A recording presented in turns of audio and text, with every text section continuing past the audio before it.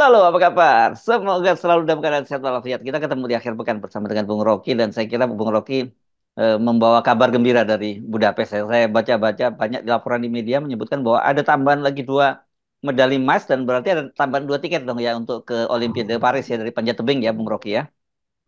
Ya, jadi saya ada di Budapest membawa atlet Federasi Panjat Tebing Indonesia tuh.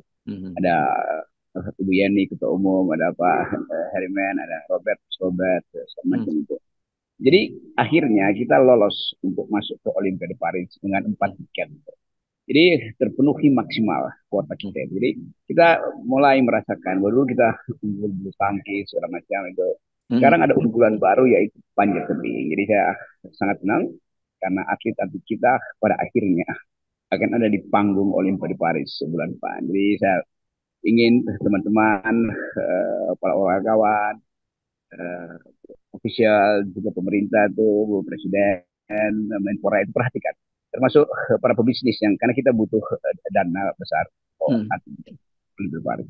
Jadi Ya. sekali lagi terima kasih buat teman-teman di Indonesia supaya diingat bahwa Indonesia itu kaya dengan tebing. Dan Hmm. karena itu kita mesti jadikan olahraga panjat tebing selain aspek rekreasinya, juga aspek prestasinya di tingkat internasional. Jadi sekali lagi kami akan pastikan ada 4 tiket dan itu kuota maksimal yang kita Hmm. kita dapatkan untuk masuk ke Olimpiade Paris tahun depan. Kita akan Ya. tetap berlatih dan kita akan janjikan untuk membawa pulang emas nanti dari Olimpiade Paris.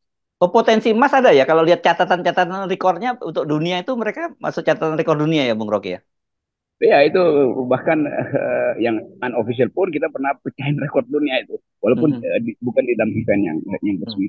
Jadi tetap potensi itu juga kita akan menuju, kan ada PON juga di Indonesia nanti bulan Mhm. Agustus.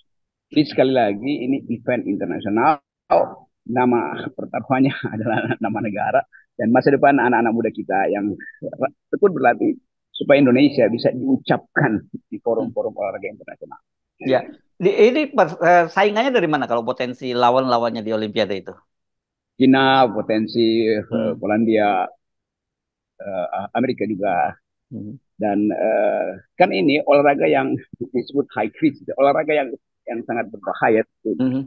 tapi diamankan oleh teknologi. Mhm. Dan yang paling unik adalah kecepatan kaki itu juga ditentukan oleh arah angin, ditentukan Mhm. oleh klik-klik kecil misalnya Mhm. di tumpuan dinding itu bisa tiba-tiba terpleset itu, walaupun Ya. udah speed di Hmm. atas kan itu.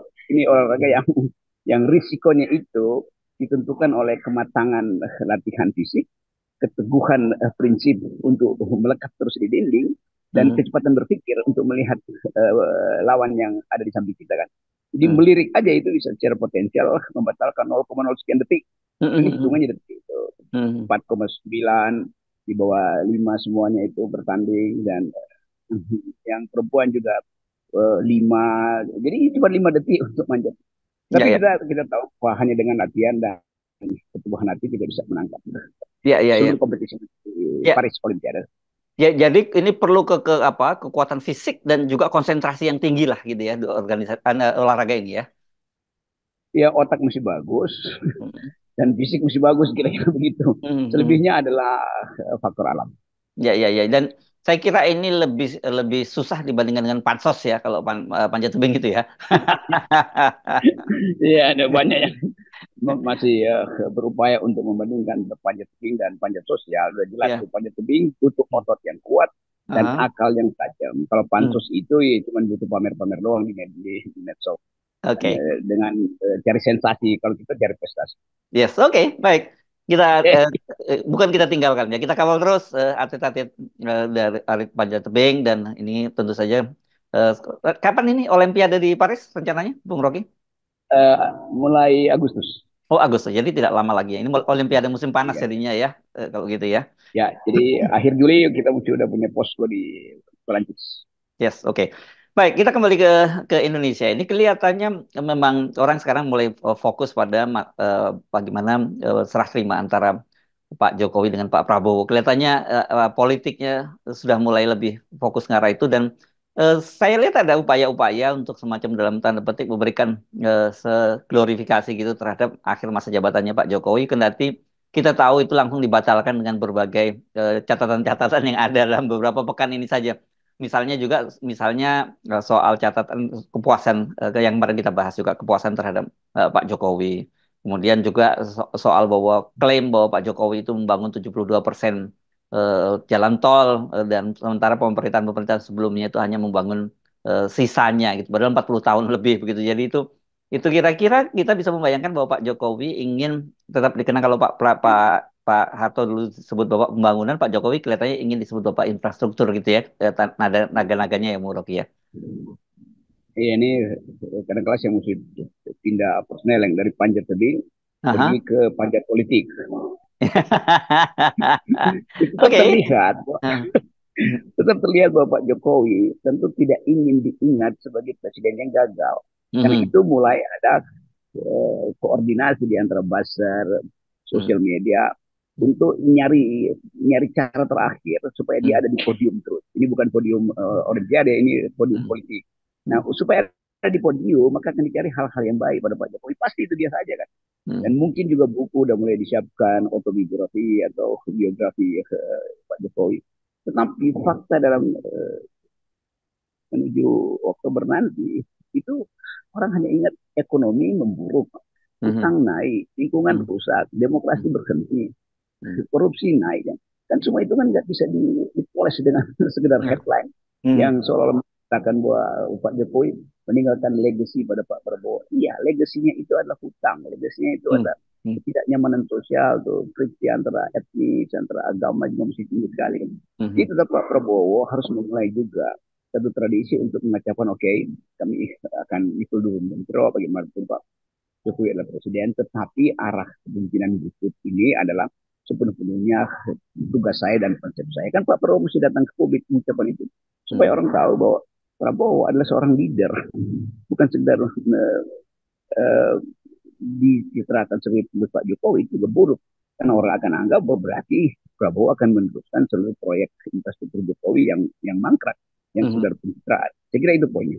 Ya, tapi kalau saya amati memang agak berbeda ya dengan kemarin-kemarin itu. Sekarang itu banyak sekali buzzer yang sudah insaf juga kan, yang kemudian eh, justru dia menarasikan hal-hal yang juga negatif tentang Pak Jokowi. Jadi tidak seperti kemarin-kemarin. Mungkin selain insaf juga banyak juga yang buzzer yang mungkin karena APBN kita sendiri jadi masalah, jadi mungkin mulai kering juga itu kolamnya. Jadi nggak seperti itu. Tapi di media-media masih muncul narasi-narasi semacam itu dan kita sebenarnya dengan mudah bisa mencari narasi lain yang juga membatalkan. Misalnya klaim soal jalan tol tadi.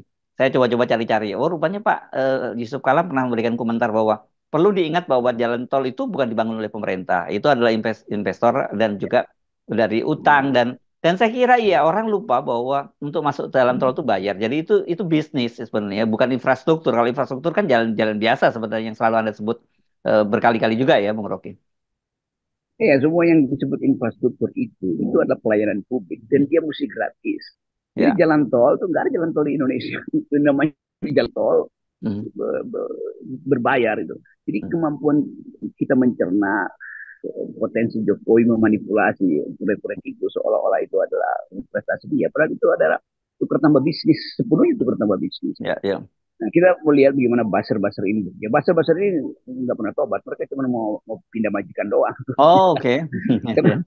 karena Ya. itulah sifat dari pasar. Dia akan buat busing terus supaya keributan dia itu berakibat pada amplop tambahan. Kira-kira itu.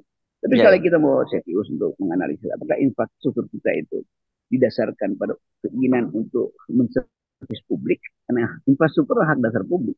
Hmm. IKN itu pada akhirnya justru mengambil tabungan rakyat melalui APBN. Kan mestinya kalau IKN itu adalah kota yang smart, yang diunggulkan sebagai salah satu kota terbaik di dunia itu mestinya udah banyak investor di situ sehingga nggak perlu Ya. ambil hak anak-anak untuk makan telur dan daging setiap hari supaya tidak kena stunting. Tapi Jokowi maksakan itu dan pemaksaan itu menyebabkan dia mesti menggerogoti atau mencuri hak anak-anak dan hak ibu-ibu hamil itu untuk mendapat nutrisi kan trade off-nya di situ kan. Jadi nanti akan banyak disertasi tentang akibat dari kebijakan Jokowi yang justru memelarat masyarakat, bukan menghidupkan masyarakat. Yang pasti beruntung di situ yang punya tanah di situ tuh, yang Hmm. mungkin juga dipaksa dibagi-bagi oleh Jokowi supaya ada tukar tambah dengan proyek-proyek yang lain kan. Jadi tetap istilah kita adalah infrastruktur itu bagi Jokowi ada pencitraan, bukan bukan untuk kesejahteraan. Jadi pencitraan mendahului kesejahteraan. Itu proyek infrastruktur kita. Ya, dan ini misalnya sekarang mulai banyak riset-riset tentang jalan tol. Mengapa jalan tol seperti di Sumatera dan sebagainya itu tidak memberikan impact apapun ekonomi terhadap masyarakat sekitarnya ya, dan juga terhadap pertumbuhan ekonomi suatu daerah itu. Bahkan kemudian kalau di Jawa kita kan pernah juga lakukan penelitian tentang akibat jalan tol itu terhadap perekonomian sepanjang jalur Pantura, yang dampaknya malah makin buruk terhadap warga warga di sepanjang itu ya, bisnis-bisnis bisa telur asin, batik di Pekalongan dan sebagainya itu kan malah justru kehilangan pembelinya yang selama ini menggunakan jalan biasa. Tapi juga banyak sekali supir-supir truk yang tetap juga menggunakan jalan jalan biasa karena buat mereka Wow. hitung-hitungannya jalan tol itu kan sangat mahal. Sementara mereka sendiri dapat uang sakunya itu udah dipatok oleh para bos-bosnya itu gitu. Itu spasial ekonomi itu nggak dihitung oleh Pak Jokowi. Dan jalan tol itu membelah keakraban warga negara. Dan satu desa yang tadinya akrab bisa tuker-tukeran pangan kalau lagi baca kiri itu dipisahkan oleh jalan tol sehingga tidak ada lagi keakraban manusia. Jalan-jalan tol di Sumatera dibangun mahal, akhirnya dijual murah pada investor karena kesulitan untuk membayar utang. Jadi semua hal buruk itu dicatat dalam rekaman media massa kan.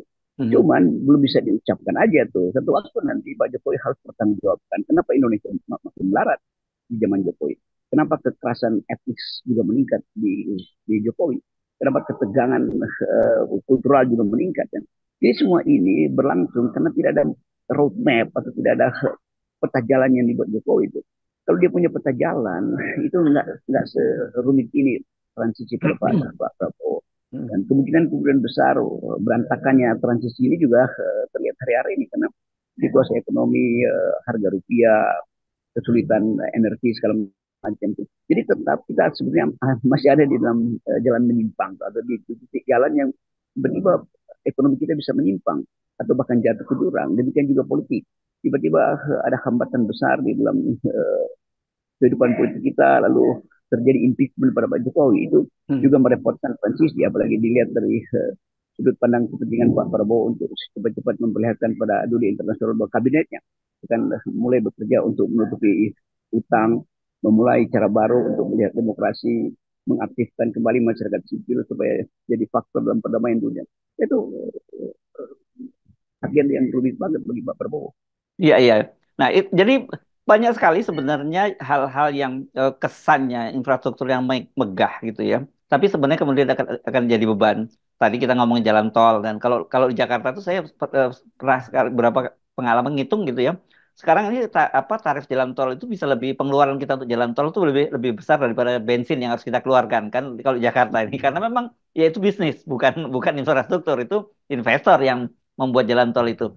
Nah, kemudian juga soal yang lain saya kira berkaitan dengan loh kok tidak ada dampaknya terhadap pertumbuhan ekonomi ya jalan jalan tol itu, karena kan klaim Pak Jokowi selalu menyatakan bahwa dengan jalan tol ini nanti masyarakat warga rakyat bisa dengan cepat menjual bahan-bahan apa yang bahan pertanian mereka dan sebagainya yang bisa dijual ke pasar gitu. Iya dijual ke pasar, bahan pertanian, harga pupuk tinggi, Ya. bukan Hmm. sekedar tinggi, ada yang mau beli pun nggak ada Ya. pupuknya kan. Hmm. Demikian juga kelas menengah kota yang kehilangan tabungan karena Hmm. daya belinya menurun, harga komoditas yang tidak pernah stabil. Gitu. Jadi sebetulnya ada tekanan pada kelas menengah kota terutama. Jalan tol itu bebani setiap hari kemacetan dan itu ada ongkos angkut itu Ya. juga bertambah tuh. Apalagi soal harapan hidup. Kalau kelas bawah ya mungkin kelas bawah ada semacam penerimaan oh kalau di sini udah nasib kita Hmm. sudah seperti ini, toh nanti bulan depan ada BLT, nanti juga akan ada segala macam insentif sosial. Bagi kelas menengah dia menerima aja keadaan. Hmm. Bagi kelas atas tentu pesta pora karena Hmm. akumulasi dan ekspor misalnya eksportasi justru senang karena dia dapat dolar dari jualan komoditasnya. Tapi bagi kelas menengah nggak ada tetesan dari atas dan nggak ada bantuan dari pemerintah. Jadi Hmm. yang memungkinkan terjadinya gejolak sosial politik adalah keresahan kelas menengah, terutama kelas menengah di kota-kota yang harapan hidupnya tergantung pada tabungan, sementara tabungannya makin lama makin digerus oleh kurs dolar, lalu dia kehilangan orientasi. Itu yang menimbulkan kriminalitas baru di, di semua sudut kota. Ya, ya. Nah, itu dia. Makanya dalam situasi semacam ini, saya kemudian bertanya-tanya. Bahkan ada media, bukan medianya ya, Litbang sekelas Kompas gitu, kemudian membuat publikasi yang menurut saya agak-agak aneh kan. Yang kemarin juga sempat kita singgung satu soal bahwa, oh ini sekarang seperti apa kepuasan publik terhadap kinerja Pak Jokowi itu tertinggi pada periode kedua ini, 75% sekian. Kemudian disebutkan juga bahwa eh, Jokowi efek itu ternyata masih sangat kuat pada pilkada gitu. Saya jadi penasaran, saya tanya-tanya bagaimana cara anunya ya, bagaimana metodenya dan bagaimana soal pertanyaannya. Kalau misalnya ditanyakan apa jika pilkada dilakukan hari ini dan kemudian Pak itu apakah pengaruh Pak Jokowi masih sangat besar? Ya kalau hari ini saya kira pasti masih sangat besar disebutkan. Tapi kan nanti kalau setelah Pak Jokowi tidak jadi presiden, ya pasti efek Prabowo yang akan lebih besar. Jadi mereka selalu termasuk Kompas menghitung aset yang mesti dimiliki oleh Ya. Jokowi. Padahal sebetulnya dunia internasional justru menghitung liability Jokowi Mhm. terhadap demokrasi, terhadap lingkungan, terhadap perdamaian sosial kan. Ini Kompas nggak pernah mau hitung itu. Dia cuma mau hitung asetnya Jokowi yang pasti dimanipulasi secara akuntansi politik tuh, supaya terlihat bahwa Jokowi itu ya legitimasinya itu masih kuat. Sementara kalau kita dengar anak-anak muda bicara itu semuanya mau tutup hidung gitu karena dianggap bahwa itu mau apa yang mau kita cium wangi dari Presiden Jokowi. Tiba-tiba SMK dimunculkan lagi seperti problem. Lalu orang ingat lagi ngapain ada Kompas, Kompas itu survei. Kalau SMK sendiri itu nggak pernah ditagi oleh Kompas sebagai problem liability ya, ditinggalkan Jokowi secara moral. Demikian juga soal utang macam-macam. Jadi kita nggak ngerti ini di Bank Kompas ini dia neliti apa itu. Padahal di Kompas itu banyak variabel sosial yang harusnya dia riset secara kuantitatif apalagi kan. Jadi tetap kita mesti lihat bahwa Jokowi atau rejim Jokowi ini beruang banyak untuk lembaga survei untuk Mhm. naikin pencitraan dia. Tapi sekali lagi itu sekedar pencitraan. Ya, ya. Jadi saya kira kalau kita kemudian mau apa, mau mengajak rakyat berpikir lebih kritis, harusnya eh, ini kan yang begini-begini ini hasil-hasil survei semacam ini jelas dia tidak berpegang pada realitas yang ada bahwa kehidupan rakyat makin sulit gitu. Terus apa artinya? Apakah dengan tingkat kepuasan kepada Pak Jokowi itu sangat tinggi, kemudian membuat harga beras jadi lebih turun, gitu? Itu kan intinya adalah coba hitung harga beras yang nggak turun-turun, harga rupiah yang terus jatuh itu, judi online yang nggak Ya, bisa ya. diberantas. Kan semua itu hasil dari frustrasi sosial. Jadi yang mestinya Kompas itu mengukur frustrasi sosial era Jokowi itu Yes. Mhm. seberapa jauh kan itu intinya tuh. Kan Mhm. semua kalkulasi yang pernah kita buat, terutama soal stunting, masa depan Mhm. Indonesia itu, uh, infrastruktur, startup segala macam kan nggak ada satupun yang bisa kita banggakan. Nah kalau kita yang ngomong itu dianggap nyinyir, tapi coba tanya pada pada investor asing, pada researcher internasional tuh baca aja Bloomberg setiap hari menghajar Indonesia, Financial Times tuh, Foreign Policies itu nggak ada satupun ide yang bisa membuat kita bangga bahwa Indonesia itu masih punya harapan. Satu-satunya harapan adalah atlet-atlet kita di Panjat Tebing akan bawa pulang Yes. medali emas dari Paris. Itu Ya. yang kita saya janjikan. Oke, baik, Bang Rocky. Sukses untuk tim Panjat Tebing ya. Kita lebih suka Ya, Panjat Tebing dibanding Panjat Sosial ya. yes. Oke. Okay.